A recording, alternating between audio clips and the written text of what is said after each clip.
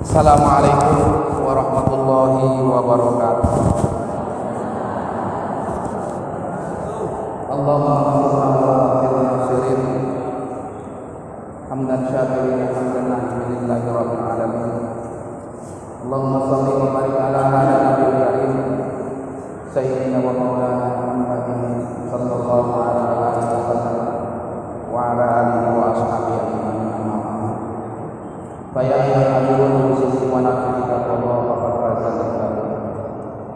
Jamaah ibu bapak yang dirahmati Allah, Bapak Ketua DKM, Bapak Haji Edi, dan semua yang hadir. Dalam kitab Al-Majlis As-Saminah karya Syekh Ahmad bin Syekh Izazi Al-Basuni, suatu hari Nabiullah Sulaiman bin Daud kedatangan seseorang yang ingin bertamu.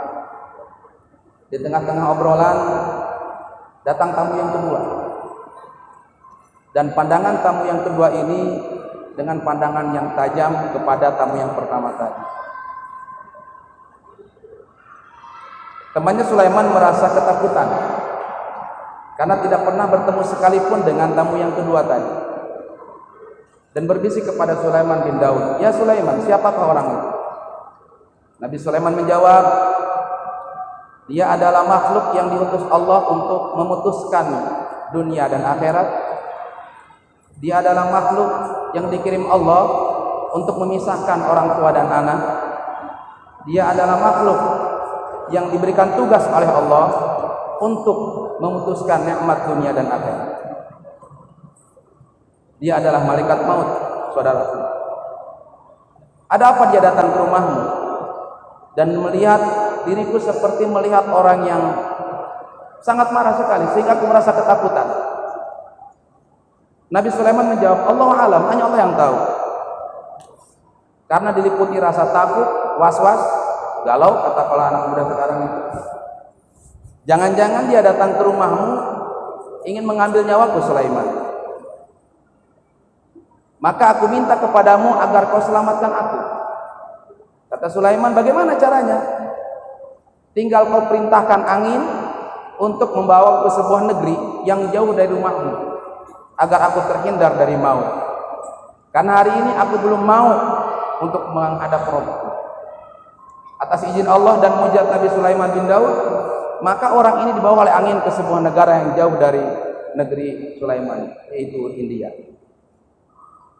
Saudaraku yang dirahmati Allah, singkat cerita, kemudian orang ini ternyata dikejar oleh malaikat maut dan diambil nyawanya di negeri India tersebut. Kembalilah malaikat maut menemui Nabi Sulaiman bin Daud. Kata Sulaiman, "Kenapa kau kejar orang itu?" Kata malaikat maut, "Sesungguhnya aku datang ke rumahmu tidak ingin mencabut nyawa orang itu di rumahmu. Tapi aku hanya ngasih kabar, ngasih bocoran bahwa orang itu, temanmu, akan aku ambil nyawanya di India. Dan aku berpikir betapa jauhnya negerimu dan negeri India. Tapi setelah orang itu dibawa oleh angin, aku tidak perlu sulit untuk menjemputnya." Ibu bapak yang dirahmati Allah, ada dua kesimpulan yang bisa kita ambil. Pertama, hari ini kita ada di penghujung tahun, tepatnya hari Rabu, dan besok insya Allah kita akan memasuki tahun baru Islam. Baginda Rasul jatah hidup 63 tahun. Dalam surat Yasin, "Wa man nu'ammirhu nunaqqisu fil khalqi." Ketika aku tambah umur mereka, kata Allah, maka sesungguhnya nunaqqisu, akan aku ambil semua kenikmatannya. Secara angka bertambah, durasi berkurang. Jadi kalau kita lihat standar Rasulullah, maka beliau hanya punya jatah hidup 63 tahun. Dan ini adalah hitungan Hijriah, bukan hitungan Masehi. Jadi kalau ibu bapak yang hadir di masjid ini, yang sore ini tepatnya jam 4:30, ketika umur ibu bapak sudah menginjak 62 tahun, 11 bulan, 30 hari, maka saran saya pulang dari masjid ke pasar beli kain kafan. Ini kalau kita melihat umur Rasulullah. Adapun bagian sudah melewati 63 berarti sudah melewati masa-masa kritis. 61, 62. Dalam hadis Imam Tirmizi, Rasul bersabda, setiap hari malaikat maut akan datang mengintai kita dalam satu hari satu malam 70 kali.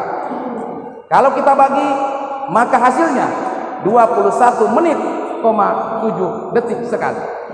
Artinya kita duduk di tempat ini 2 jam, itu berarti malaikat lalu lalang mengintai siapa yang akan dijemput.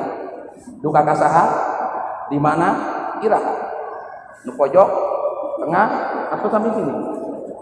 Tapi yang jelas yang lagi megang nikmat jika masih hilang. Satu. Oleh karena itu kita jadikan momentum akhir tahun ini untuk selalu mengevaluasi apa yang sudah kita lakukan tahun ke depan.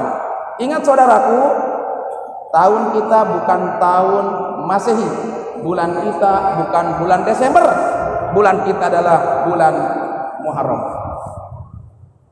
Karena nanti di yaumul qiyamah Allah tidak mengenal apa itu Desember, Januari. Yang Allah kenal adalah Muharram, adalah Syahrullah. Oleh karena itu kata Rasul, man tala umruhu hasuna amaluhu. Bukan berapa lama kita hidup di dunia, tapi berapa banyak kita beramal kepada Allah. Lebih baik panjang umur, banyak amalnya, daripada pendek umur, nggak pernah sholat. Bener nggak pertanyaan saya? Lebih baik panjang umur, rajin ibadah, daripada pendek umur, tidak pernah mau sholat. Saya ulang sekali lagi biar jelas. Lebih baik panjang umur, rajin ibadah, dibandingkan orang yang pendek umur, tidak pernah ibadah. Hikmah yang kedua, umur itu urusan Allah. Lihat surat An-Nahl ayat 61. Walikulli ummatin ajalun fa idza jaa ajaluhum la yastakhiruna sa'ata wa la yastaqdimun. Ajal urusan Allah, hak prerogatif Allah. Kalau umur ajal sudah datang, tidak bisa dipajukan dan tidak bisa ditundurkan. Bagaimana ikhtiar temannya Sulaiman yang dia tidak ingin diambil nyawanya di rumah Sulaiman, dia minta agar dipindahkan ke India. Justru tempat dia diambil nyawanya adalah di India. Lalu bagaimana dengan corona? Corona bukan sebab kita meninggal, Ibu Bapak. Gara-gara corona banyak yang disoledat akidah orang dia. Corona mah geus antepkeun bae. Kita katakan corona sampai hari ini makhluknya tidak kelihatan. Kita katakan tidak ada, buktina gelapek naik terus. Teka harti orang mah. Yang kita tahu sekarang masjid kosong, musola digembok, mall penuh. Allah cemburu, maka jangan salahkan Allah. Lau anna alal qur'aman wattaqul fatan alim barakah minas sami wal ardh. Gara-gara kita semua penduduk negeri ini durhaka sama Allah, kufur nikmat sama Allah, maka lihat aku ambil kenikmatan dan keberkahan di negeri ini. Oleh karena itu saudaraku yang dirahmati Allah, kita jadikan momentum Muharram sebagai evaluasi diri. Besok kita memulai apa yang bisa kita lakukan. Allah Rabbul Alamin sudah banyak memberikan teguran kepada kita. Bahkan ketika Rasulullah SAW di saat-saat beliau pergi, beliau berpesan kepada sahabatnya, aku akan meninggalkan kalian. Kata sahabat, kalau engkau pergi, kepada siapa kami bertanya? Rasul menjawab, ada 2 pengganti yang lebih hebat daripadaku. Satu, dia kalau bicara paling pandai dan tidak pernah salah. Siapa yang ikut akan selamat. Yang kedua, dia tidak pernah sekalipun berbicara walaupun hanya 1 kata. Siapakah ya Rasulullah yang pandai bicara? Dia adalah Al-Quran. Dan siapakah orang yang tidak pernah bicara sekalipun? Dia adalah kematian. Oleh karena itu, ibu bapak, apunten kadini sadayana tembak saking sieun nya ngawartosan bahwa biasanya ai malaikat masuk pilihan para rasa. Kita bagi zonanya Pak Haji ini. Kira-kira berapa persen ini? 60 kaluhur, 50 kaluhur, asak, mengkal, tinggal murah.